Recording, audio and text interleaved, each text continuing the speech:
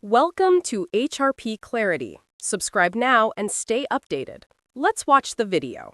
Mr. Tung, I want to jump right back in to where my colleague was asking you about Mike Davis, if you don't mind me to dig in a little bit more here. And if that's one of my videos, keep it playing. But if it's not me, you should cut it off right now. Do you agree with Mr. Davis that you guys are friends, correct? We are friends, Senator. Yeah, thank you. And Mr. Davis recommended you, or did Mr. Davis recommend you or otherwise mention you to anyone in the Trump administration for this judicial vacancy? I believe he might have, Senator. Thank you, sir. Do you know exactly what did he say or to whom he made that recommendation? I do not know that, Senator. Thank you, sir. Mr. Davis, did Mr. Davis, excuse me, or anyone else associated with the Article 3 project advise or prepare you for any aspect of this nomination? No, Senator. Okay, and Mr. Davis is the founder of the Article 3 project. According to the organization's website, he founded the Article 3 project after he helped Trump win the Gorsuch and Kavanaugh nominations. And Mr. Davis said that we saw how relentless and evil too many of today's Democrats have become. They're Marxists who hate America. They believe in censorship. They have politicized and weaponized our justice system. Do you agree with Mr. Davis's statements that today's Democrats are relentless and evil? Senator, Mr. Davis's views as expressed there are not necessarily the views of mine. I didn't ask if they were necessarily. I just asked, do you think that today's Democrats are relentless and evil? Senator, you're asking me to comment on a political question, and as a nominee to a judicial position, I cannot and should not speculate or comment on that. Sir, I spend a lot of time working to try to affirm this fact that we are one nation under God, that the lines that divide us are nowhere near as strong as the ties that bind us. I'm proud of my relationships with my friends on the other side of the aisle. I think it hurts Mr. Kennedy when I say that he and I are friends. I could say unequivocally, Republicans are not evil, but you're telling me you will not say on the record here that Democrats are not evil? Senator, you're asking a personal and policy-laden question that I cannot answer. So put yourself in the position of a person coming before you who's watching this right now, and you're supposed to be a judge who's impartial, and you're telling me that for this nomination, I have a constitutional obligation to advise and consent, that I should be in any way hopeful that a judge will be that impartial if he cannot say that Americans writ large, because of their freedom of party association, that you can't say that whether you're deciding to be a Democrat or Republican or independent, you can't say in this hearing that you don't think that that makes a person evil? Senator, I can commit to this committee that whoever comes before my court, should I be fortunate enough to be confirmed, will be treated with respect and their arguments will be And not accorded. a presumption that they are evil. Senator, whoever they are, Republican or Democrat or independent, who steps to my court, they will be accorded full consideration of their arguments. Mr. Davis, I don't know what you're afraid of. I really don't, Mr. Tang. I honestly don't know where have we gotten to the point in American history that someone up for a position such as yours, and I've seen this courageously from people on both sides of the aisle who understand that the judiciary should be above partisanship, who understand that the judiciary in many ways should be a sobered assessor of fact. It is deeply disappointing to me that you cannot tell the American public right now that the person that you're affiliated with their heated language, with their casting in broad brushes, doubling down on the toxins that are making life here dangerous. And frankly, I've talked to federal judges who tell me about having to protect themselves. We had a horrific incident in our state where a federal judge was targeted, their husband shot, their son killed. In this time in America, to render an answer of, I can't answer that, to me is additive to the toxins that are in our society that are pitting people against each other. You are up for a position in the highest court in the land, and you can't simply say, I don't think Democrats are evil. Is that what you're telling me? Senator, I wish I were up for a position in the highest court of the land, but I'm up for the Ninth Circuit Court of Appeals. Sir, to Americans, the federal courts are the highest courts in the land. So I appreciate your correction and your diligence and dutiful attention to detail. But right now, I am gravely disappointed that you can't simply say what I can say is that my colleagues are not evil, that Democrats are not evil, that Republicans are not evil, and this kind of rhetoric is damaging. I am deeply disappointed, sir. What we just witnessed was one of the most emotionally charged exchanges in recent Senate hearings. Senator Cory Booker confronted judicial nominee Mr. Tung over his association with Mike Davis, a figure known for his strong partisan language.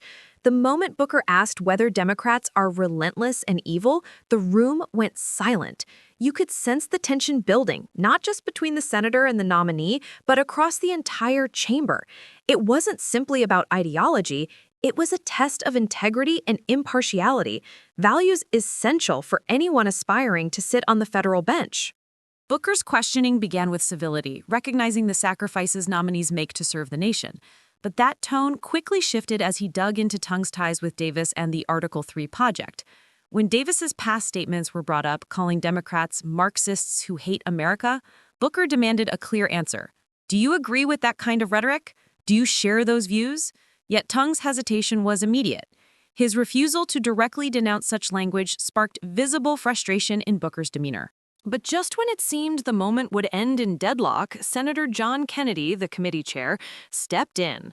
His tone was calm, almost fatherly. Think real hard, he told Tung. You don't think anybody's evil just because of the party they're in, do you? The room exhaled when Tung finally said, I don't think that, Senator. Kennedy smiled, saying, God bless. That's the answer I was looking for. The tension broke, a rare moment of bipartisan relief. That single exchange, from Booker's anger to Kennedy's resolution, encapsulated the entire hearing. It wasn't about who won the argument, but about reaffirming something fundamental. Decency still matters. Tung's eventual answer, though delayed, was the right one. Yet the hesitation that preceded it revealed the immense pressure nominees face to navigate between principle and politics. Can a judicial nominee truly? This hearing also underscored the evolving role of Senate confirmations. Once focused on legal expertise, they've become stages for moral and political tests. Booker wasn't asking about case law or precedent, he was asking about humanity. Do you believe your fellow Americans are evil because of their beliefs? The fact that this question even needed to be asked and answered says something powerful about our current climate. In the end, what stands out most isn't the confrontation itself, but what it symbolizes, a call for empathy in government. Booker's passion, Tung's restraint, and Kennedy's mediation all reflect different facets of the same truth. America needs leaders who can disagree without dehumanizing. Whether you agree with Booker's intensity or Tung's caution, one takeaway is undeniable. The tone we set in our highest institutions shapes how. Do you think Booker's questioning went too far, or was it necessary to make a point about integrity? Should judicial nominees take clearer moral stances, or should they remain strictly neutral? These are questions worth debating, because what happens in the Senate doesn't stay there. It influences how Americans see one another, how justice is interpreted, and how democracy sustains itself amid disagreement. As the hearing concluded, the final words echoed a broader message. Democrats are not evil. Republicans are not evil.